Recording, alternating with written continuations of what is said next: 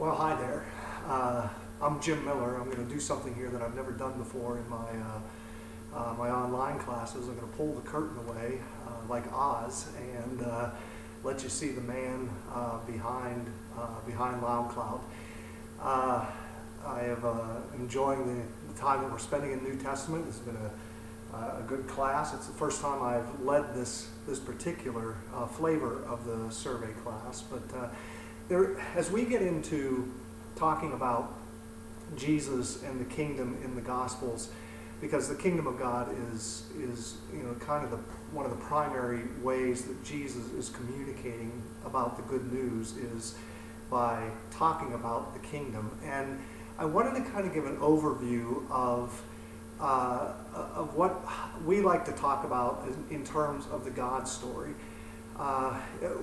We believe the Bible is really clear that there is an overarching meta-narrative, a story that explains all of life. And that's what we have in the Bible. From Genesis to Revelation is the story of God. It's the story of God desiring relationship with us and what he does in order to both begin that process, that story, and then restore us into the relationship that he desires to have with us.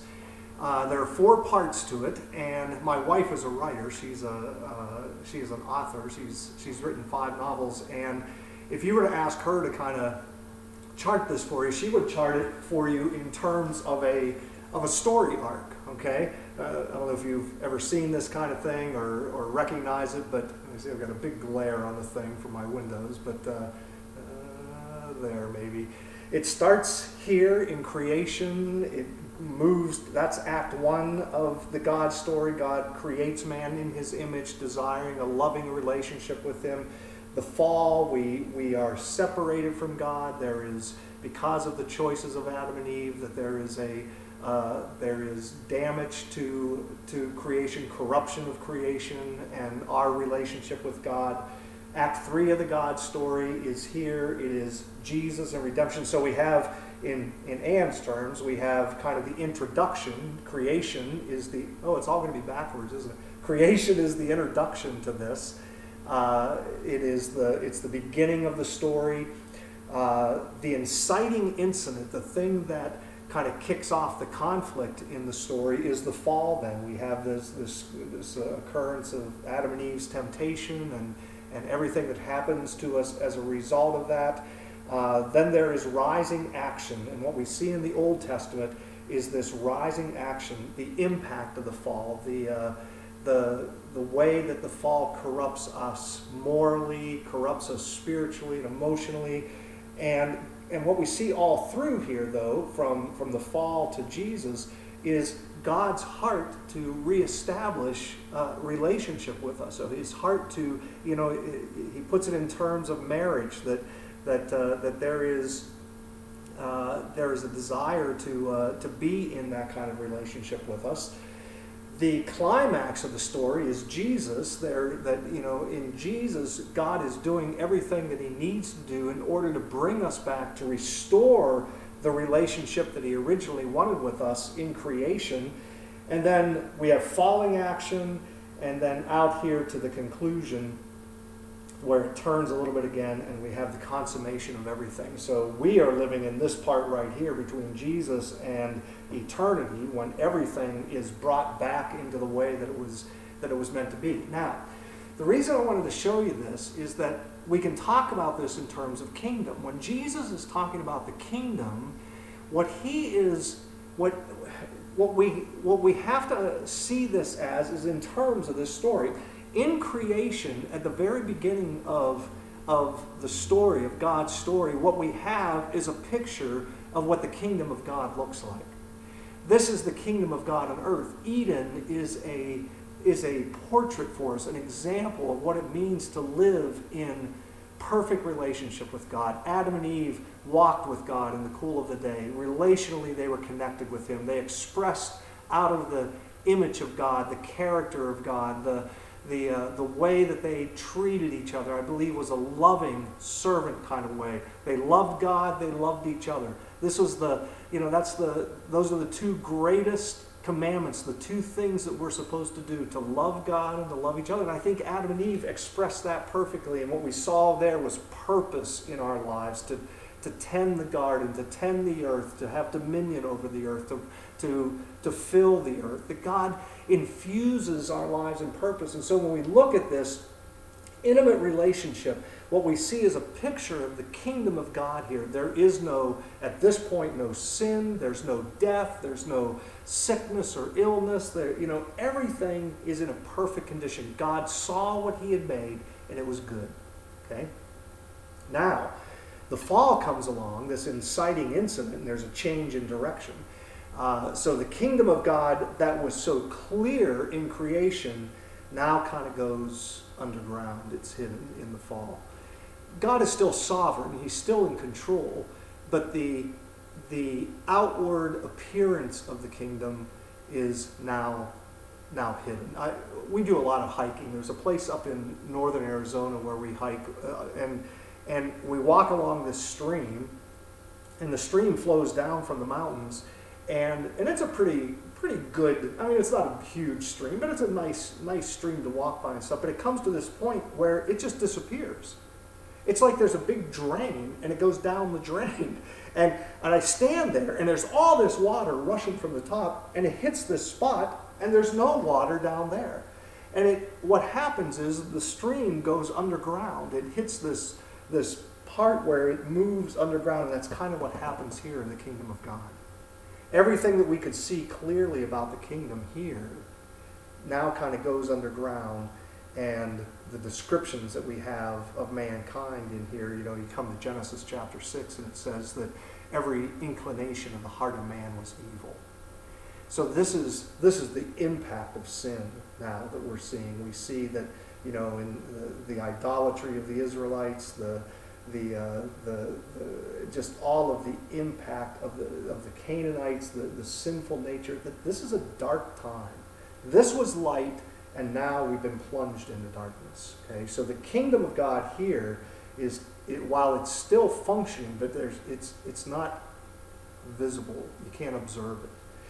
Now, when Jesus comes and he starts to talk about, this is the kingdom of God. I've come, open your eyes, because the kingdom of God is now among you. I've come to restore the kingdom of God. I've come to begin the process of God's kingdom being remade and reestablished here on earth. You could almost see this like an invasion, okay? The dominion of Satan is in the darkness here. John in John 1 says that Jesus came as a light in the darkness.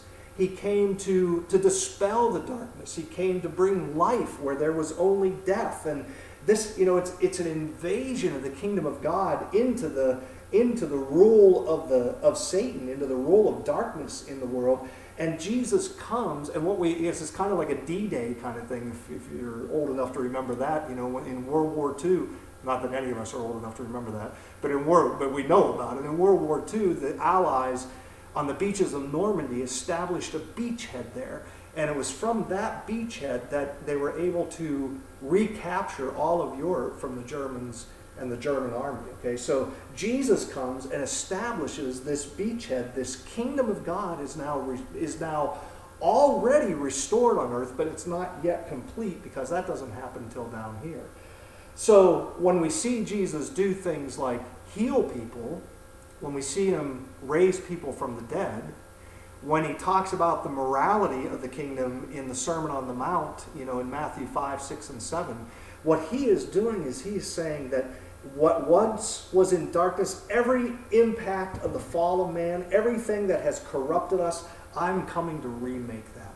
I'm coming to restore what you were originally made to be. I'm coming to restore the kingdom of God like it was.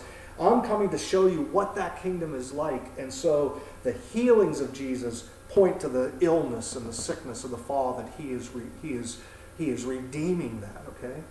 And when he raises people from the death, the major impact of the fall was now that that death comes into our existence, and Jesus says, "I have come to conquer death," and that as the kingdom is reestablished, all of these things are flawed character, our flawed thinking, our flawed emotions, our relationship with God. Reconciliation is happening in this. The kingdom of God is beginning to be restored. And in the parables and everything, what Jesus tells us is that as time goes on, the kingdom is going to continue to be restored. It's going to start as a mustard seed, but it's going to grow to be this huge bush that the birds of the air come to nest in. And it all heads toward the final consummation when the kingdom of God is again fully restored, fully put into effect, just like it was in creation. So when we come here, what does Revelation say about this kingdom? There is no death. There is no sorrow. There is no sickness, no corruption, no disease. There's no brokenness. There's no hate. There's no sin left. There's no darkness here. That God is now the light in this. And so every effect of the fall, it is beginning to be erased by the kingdom here and will be fully offset in the kingdom of the future when God establishes his full kingdom here. So I just wanted you to see this story, God's story, in terms of the kingdom. The kingdom starts here. We lose sight of it here in our sin. We don't see it anymore. It's darkness here, not light. Jesus comes to reestablish the kingdom, and that's everything that he talks about in the Gospels, is that this kingdom that God desires on earth, that it is coming again, and then later it'll be the new heaven and the new earth that is restored, and God's kingdom will be fully established there. So as we go into the New Testament, as we begin to talk about the particulars of the New Testament, and we see the kingdom being expressed by Jesus, and really into the epistles and of Paul, the general epistles, what we're seeing is these guys picking up on that theme to say God is restoring everything that has been corrupted by the fall. God is restoring that, leading to the day when it will be ultimately restored. All right, so thanks for being my experiment here, and it's good to chat with you this way, and hopefully this gives you a kind of a background as to what's going to happen as we move forward in this course. Okay, all right, thanks. Shut this off.